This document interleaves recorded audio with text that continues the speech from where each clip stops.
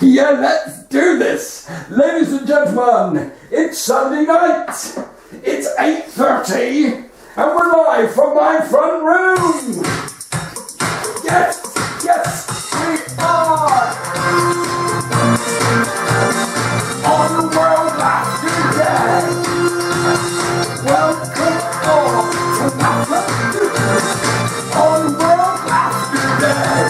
So, the song started. So, how are you? Good evening and welcome to my front room. It is Sunday, the 3rd of May, and it is World Laughter Day. And we've got some birthdays as well tonight. I'll try and remember them. Did I write them down? Oh no, I might not have. We got a couple of birthdays. I think Maureen Townsend in Kingswood, I do believe, who is 84 years old today, watches me every week. Happy birthday, lover. Also, happy birthday to Claire. Welcome to my show. What have you been up to this week? Well, me and Michelle went out on Thursday to cut the NHS. That was nice. Then we came back in. But I have to concentrate throughout the week on doing the show. So thank you all. Number one, thank you for watching. And thank you for giving me something to concentrate on, because a comedian needs to do gags. A comedian needs to perform. And thank you very much. This show means the world to me, because not only do we do gags, but there's poetry. Going to be some poetry tonight. And also, oh, by the way, yeah, I said on the warm-up about starting a watch party. I don't know what that is, but if you know how to start a watch party, can you do it? Don't know what it is. And also share this live post. That would be great for me, because we're going to have fun tonight. Poetry, bit of music, maybe some impressions, silly stuff as well. And we learn together. That's the good thing about a Sunday night, is we learn together. Someone said to me the other day, Andrew, do you know the difference between ignorance and apathy? I said, I don't know and I don't care, to be honest with you. We got some kids watching. Hi kids. I know in the first part of the show we get some kids and then they go off to bed before I do something cheeky. I don't know if I'm going to do anything cheeky tonight. I might do, but I'm not sure.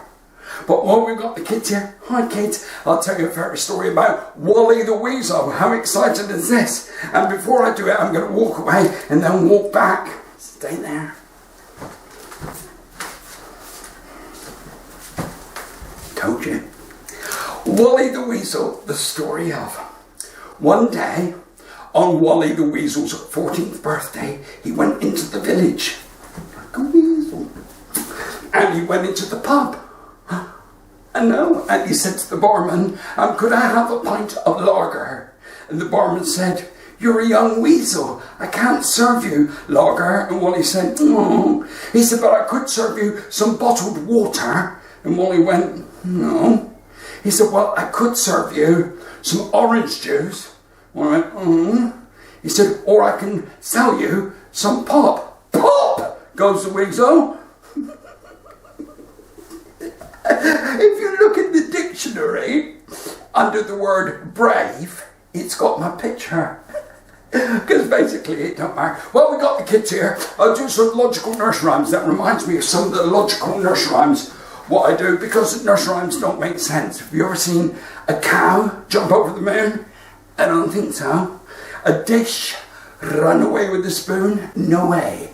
Little boy blue come blow? Alright, that's a bad example. But some logical nursery rhymes I will now impart to the youngsters hereby watching. Logical nursery rhyme. Well, let's do the thing that we started, okay? Half a pound of tuppenny rice now costs £2.50. Treat could cost much more than that. Tesco's, you shifty. I'll do another one for you. Boom. Another one for you. Logical nursery rhyme. Another one. This one is called Mary Mary, and this is lovely actually. Logical nursery rhyme. Mary, Mary, quite contrary. How did your garden grow? With silver bells and cuckoo shells, but nothing in the way of vegetation. For the kids, this is for the kids. And now another logical nursery rhyme. Why are you laughing? That one makes me laugh, I'm going to do it.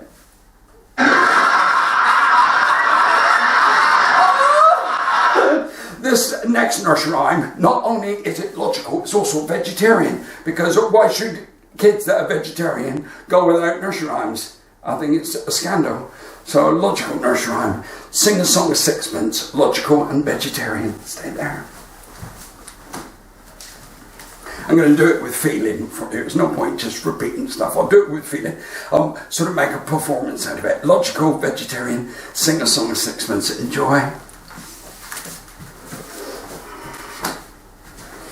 Sing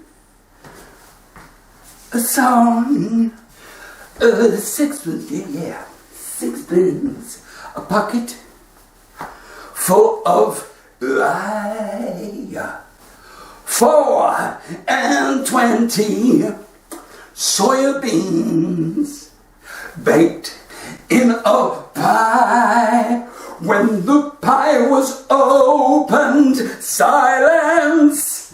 I'll do another one for you. This one's called London Bridge. I don't know if there's anyone watching this. It could be just me in the front room and no one's watching. London Bridge is falling down. Logical nursery rhyme. Oh, London Bridge is falling down, falling down, falling down. This is where nobody say I get paid for this, but I'm not getting paid, so it don't matter. London Bridge is falling down, falling down, falling down. London Bridge is falling down. Who cares? 'Cause it's now in America. Lovely. So how are you doing? You're all right? Keeping fit and healthy? Well, keeping fairly healthy, not completely. I'm putting on weight. That's what I'm trying to say. Cheers, everyone. This ginger ale probably is not helping, but I am putting on a bit of weight. 2 reasons. 1, I'm not getting the exercise that I needed to. My wife is a brilliant cook. That's probably half the problem. I'm eating too much. Anyway, I started a diet a couple of days ago, and I'm doing very well. In fact, I'll be honest with you, it's easy. Yeah, piece of cake is one of the things I'm not allowed to eat. Flipping it, I hate being on a diet. I was just joking. I hate being on a diet. It's tough. I'm not going to sugarcoat it. You can't do that either, can you? No, you can't. But the one I'm on, it's an online course, obviously, because you can't go anywhere at the moment. It's an online course, and they give lots of tips. Some really good tips, and the stuff that I wasn't aware of. Did you know what the worst thing is that you can put into a dessert, or a pudding, I suppose? The worst thing you can put into a dessert? A spoon. There, seems so obvious, doesn't it? But you have to change what you eat when you're on a flippant diet. But also, you have to change the way you cook. Like me, for example, I used to do a lot of cooking with wine, and sometimes I get so drunk I'd put it in the food as well. I didn't actually flipping care. But this diet is a sensible diet. You laughing? This diet is a sensible diet. Still take pictures of you watching the show. I'd love to see them. Put post on later. Yeah, so yeah, it's a sensible diet that I'm on. Sensible. Not like these fad diets. My dad went on a fad diet. I don't know why he did it. I'll tell you what, yeah. For breakfast, listen to this. Almonds. For breakfast. For lunch, almonds. Right? And just to mix it up, for dinner, almonds. I mean, to me, that's just nuts. Do you know, I'm trying to lose weight. I went to the hardware store because someone told me you can get thinner there. Yes.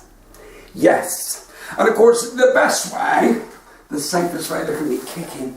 The safest way to lose weight is to eat less, not eat quite so much. And this is really useful. I'll pass this on to you. When you're about to eat, take all your clothes off and stand in front of the mirror. Just before you're about to eat, take all your clothes off, stand in front of the mirror, and then you'll get thrown out the restaurant. So that would be helpful. I go, I've got to get myself fit. I've tried. I'm not very good at doing the fitness thing. As far as I'm concerned, if God had wanted me to touch my toes, he should have put them on my knees. That's what I'm saying. Meet me halfway. Do you know what I mean? But I've mastered now a cross between a lunge and a crunch, and I called it lunch. Well, this fitness thing, people make a fortune out of this. Do you know, I was doing a gig at the Bristol Hippodrome a few years back, and I met the two guys that invented aerobics, multi-millionaires now. I don't know what they were doing, watched my show, but they came backstage. And I said, you made a fortune from aerobics. They said, yeah, we've done very well. I said, why did you call it aerobics? He said, well, we didn't think we could charge so much if we called it jumping up and down. So it sort of makes sense. So yeah, I've started on my new regime. I'm carrying it on tonight. Jogging. So went jogging the other day through the local park. You can't go too far away to exercise, do it very close to home. And I was in the local park jogging. Show you. Tramp on the park bench. Bless him. And I stopped 6 foot away. I said, are you all right, lover? He's like this, sitting on the park bench. I said, Laurie, are you okay? He said, I'm fine, thank you. I thought he was losing his balance or something. I said, are you sure you're all right? Because you're swaying a bit now. He said, no. He said, I'm absolutely fine. He said, when I do this, he said, I can tell what the time is. I said, what are you on about? He said, no, I have the ability. Just by doing this, I can tell what the time is. I said, that's unbelievable. What time is it? He said, it's 10 past 12. I said, lover, it's 25 past. He said, oh, I'm just running a bit slow. So jogging, and I come outside the park and there's a bloke sitting on the curb just outside the park by the sign, crying. Dear old chap, about 90, 85, 90 years old, crying. I said, oh, flipping heck, are you all right, lover? He said, I'm upset. I'm a bit upset. I said, you're all by yourself, feeling lonely, is that what it is? You're like, no, he said, I'm not lonely. I said, all right. But you are upset. He said, I'm very upset. I said, well, why? He said, well, I got married yesterday. You got married? Well, that's lovely. He said, my wife is beautiful, 25 years old. Great. 25 years old. I said, did you? He said, we had a wonderful night, passion last night. I woke up this morning, she's put some sexy lingerie on, told me to go out and get some milk for a cup of tea. She's going to make breakfast. Then she said she's going to make love to me all day long. I said, and you're crying. Why are you crying? He said, I can't remember where I live. There. I've always been attracted. Boom. I've always been attracted to the parks because when I was little, me and my mate Johnny, not for an hour, I don't believe that. Me and my mate Johnny used to play football in the park and they were going for a kick around. One day my dad came with us. You know, I told you about my dad is a lovely bloke. He's not particularly bright, but honest. That's a good thing about my father. And we were going into a game of football. Jumpers down for goalpost. And, see, we were quite young. First time I'd ever seen this. 2 dogs in the park. And they weren't separate. That's what I'm saying. 2 dogs. They weren't separate. From a distance, it looked like 1 dog with 6 legs. And 2 heads. I don't want to draw any pictures. I'm sure you're with me. And I said, Daddy, what are them 2 dogs doing? Now, my dad was honest. He could have said anything. He said, they're making puppies. I said, oh, thank you, Daddy. I didn't realise that. Johnny was interested as well. They're making puppies, Johnny. Because my dad could have said anything because we were so naive in them days. If he'd have said at the back one had sore paws and the front one was giving him a lift home, I'd have believed that. Well, because I was naive. They're rehearsing for the wheelbarrow race. Are they? I'd have taken that. Front ones had run out of petrol, back ones refueling. Boom. I would have taken that. But he said no. He said they're making puppies. Well, that night, my mate Johnny, he always struggled a bit with toothache. He had a terrible toothache. I think it was in his tooth. And he was in so much pain, he just burst into his mum and dad's room, and his mum and dad were in bed, like celebrating like you do every other Christmas. Possibly every 3rd Christmas. He said, Mummy, Daddy, what are you doing? And his dad was honest as well. He said, we're making babies. He said, okay, but couldn't you turn Mummy over? Because I'd rather have a puppy. kids have all gone to bed. They've all gone to bed. Right, here's a nice song. Oh, I didn't forget about this. Yeah, going through the park. This was on the Sunday. Never forgot this one, but true. So, when your mum had family coming round for tea, do you remember them days when people used to come round to your house? When you had family come round for tea, you had to be on with time. I mean, you got in real trouble if you was late. And we were all on the field playing football, and I said to Johnny, how are we going to know when it's time for us to go? And he went, the best watch I've ever seen in my life. I was so jealous. I said, where'd you get a watch like that? He said, last Sunday, after Sunday dinner, Mum and Dad went out for a walk, and I went into my sister's bedroom, and she was there with her boyfriend, and they were snogging and everything. And I could see the label of her face and everything. And he said, I'm going to have to tell Mum and Daddy about this. She said, please don't tell them. I'll give you whatever you want. I'll buy you whatever you require. Flipping heck. I said, that's a brilliant idea. I'm going to try that myself. So, the next Sunday, after Sunday lunch, my mum and dad went out for a walk, and I went into my sister's bedroom, and she was there with her girlfriend. With her boyfriend. Oh, that was politically lovely. In 2020, it would have worked still. She was there with her boyfriend. I just made myself laugh. She was there with her boyfriend, girlfriend. And they were snogging. And I walked in, and she looked at me and she said, what do you want? I said, I want a watch. And she let me. Isn't that lovely? I'm going to do the song now. No one has messed up a gag more than me. And the good thing is, that the lovely thing is, the special thing is, I don't really care. Right, let's do the song. Yeah.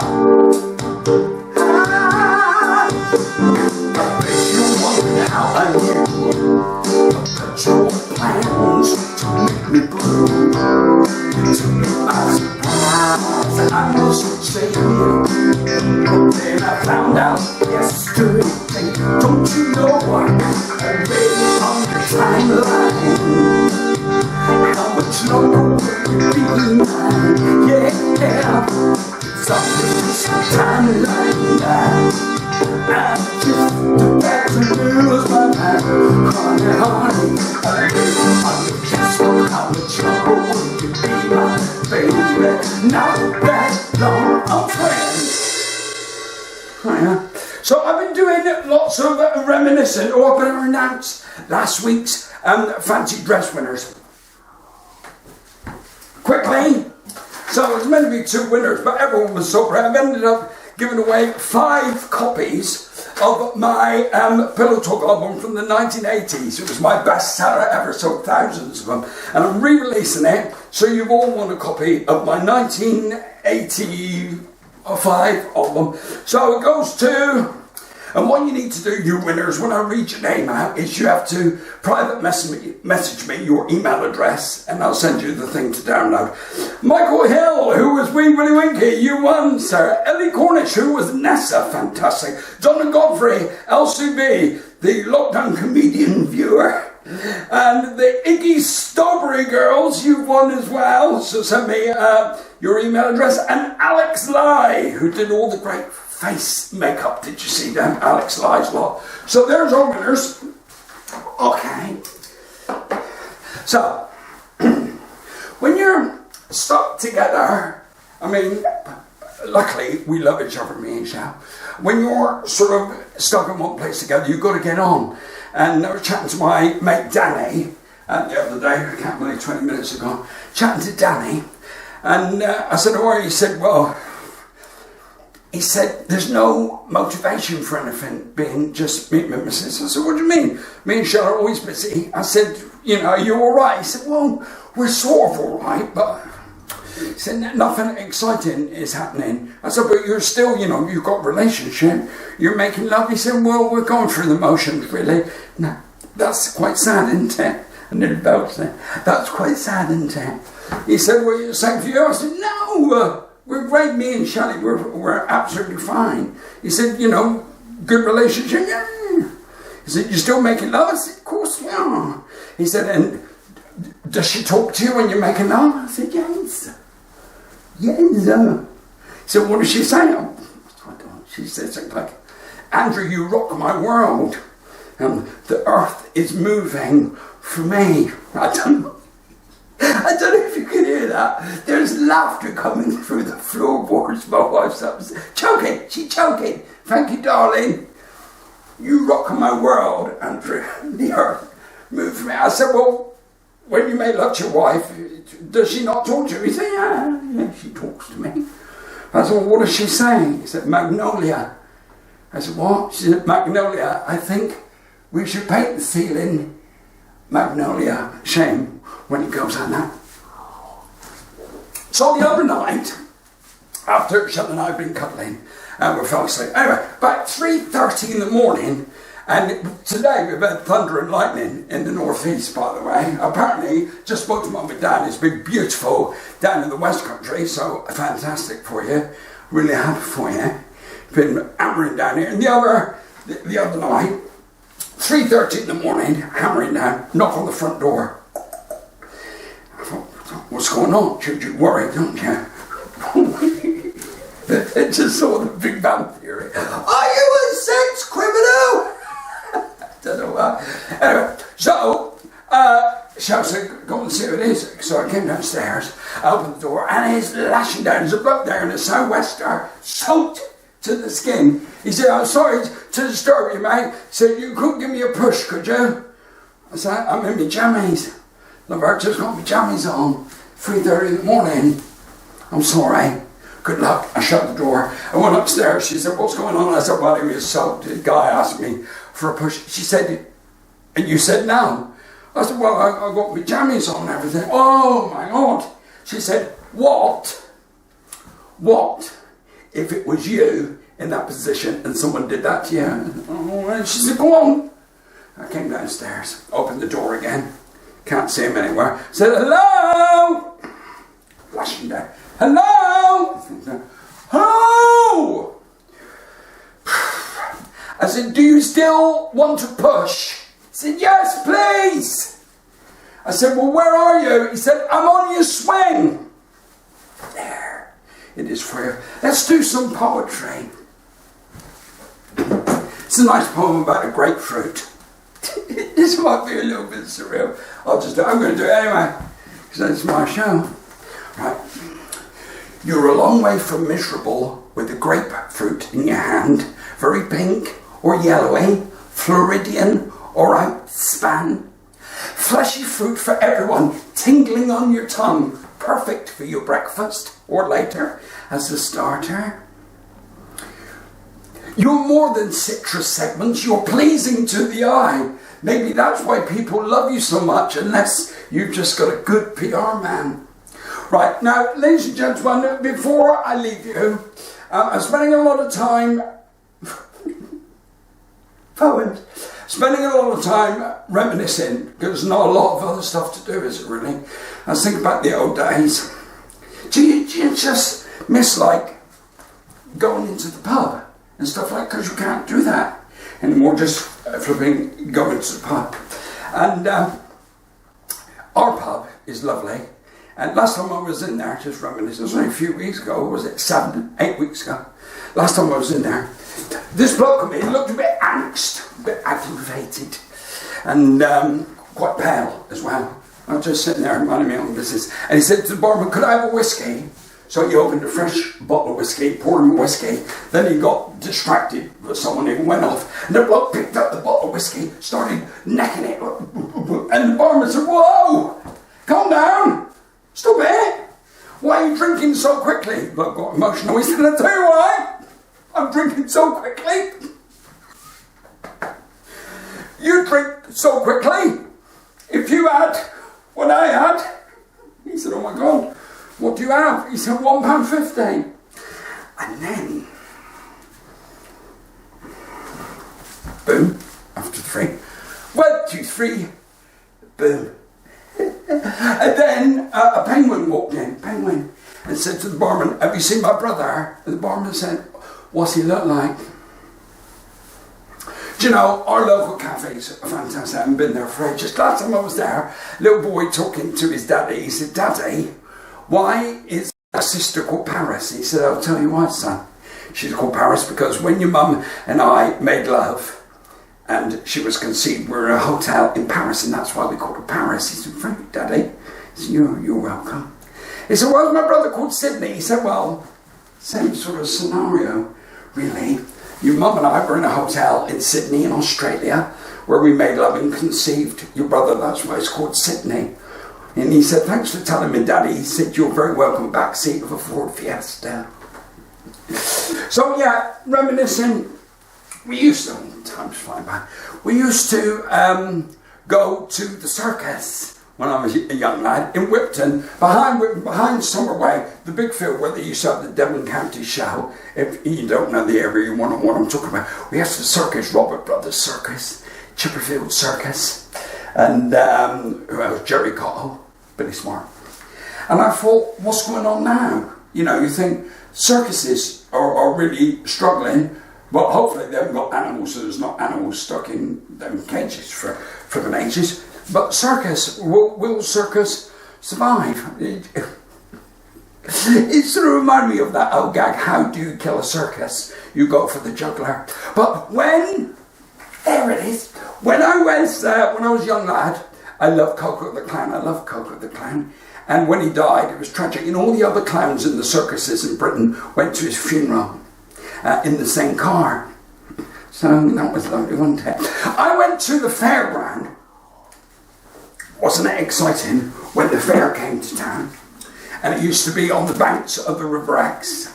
And I went there when I was a teenager. I won't say how old it was. My parents might be watching this. Anyway, I met this one beautiful girl on the dodgems, or what's it, bumping cars. You see, that never made sense to me. Either you dodge them or you bump them. Why the same name? Anyway, so all the money I had, I spent on the bumping cars because this girl who was, taking the money, give me a ticket. Oh, she was beautiful. A lot more experience than me, I reckon. She kept giving me the eye and all that. I spent all my money on there, kept queuing up again. She was beautiful. And after all the money was gone, she said, do you want to come back to my caravan? Oh my God, you want to come back to my caravan? I said, do I?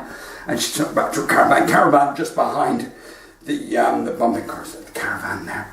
And I went in, a bit weird, full of cuddly toys, all up the walls and everything. Anyway, she looked after me. And afterwards she said, was that your first time? And I said, yes. How did I do? She said, you can have anything off the bottom shelf. Lovely old days. Boom. Lovely old days when I was, I haven't got time to do this. When I was at school, we used to have careers days. Do you remember careers days? And I remember I was with my mate, Johnny and David, and a policeman turned up. And we had to go in to see him for careers days. And Johnny went in first. He said, young man, look at this picture. If there's any distinguishing marks that you notice that you could pick this man out in a lineup, please tell me. And Johnny studied. He said, oh my God, I think I got something. He's only got one eye. He said, it's a side profile shot, lover. It's taken from the side. You can only see one. Good luck with your career, though. Off you got. Then David went in and he said the same thing. Policeman said the same thing. Look at this picture. If you can see any distinguishing mark that you could pick this man out in a lineup, tell me. And he studied. He said, oh, I think I've noticed something. He's only got one ear. He said, no, it is a side profile shot that was taken from the side. Good luck. Then I went in. I knew about all this because we talked afterwards. I went in. He said, young man. I said, policeman, no. He said, I want you to look at this picture and see if there's any distinguishing marks or anything. You could pick this gentleman out in a lineup. And I studied it. I said, I do believe I've noticed something. He said, yeah, what's that? I said, I think he's wearing contact lenses. He said, he is. Hallelujah. You're right. How could you tell? I said he wouldn't wear glasses. He's only got one ear and one eye. Boom. You've been lovely. I'm going to finish. Show 7, by the way. Thanks for sticking with me. I'm going to finish with an updated version of a classic song. I only wrote this today, so I'm going to have to read it. Of a classic song, updated for the times we live in. Oh, soldier, soldier, won't you marry me with your musket, fife and mask? Oh, no, sweet maid, I cannot marry you, and I don't know why you asked. So up she went to the boots perfume shelf and bought some smellies. Then she sprayed them on herself, in the front, in the back, and everywhere else. But the soldier couldn't be asked. Oh, soldier, soldier, won't you marry me with your musket, your fife and drum? Oh, no, sweet maid, I cannot marry you, 'cause you just don't turn me on. So up she went to the Ann Summer shop and she bought some clothes that were very, very hot. Bought lingerie that was very, very hot. But the soldier put it on. You've been fantastic. Good night, everybody. See you next week. See you next week.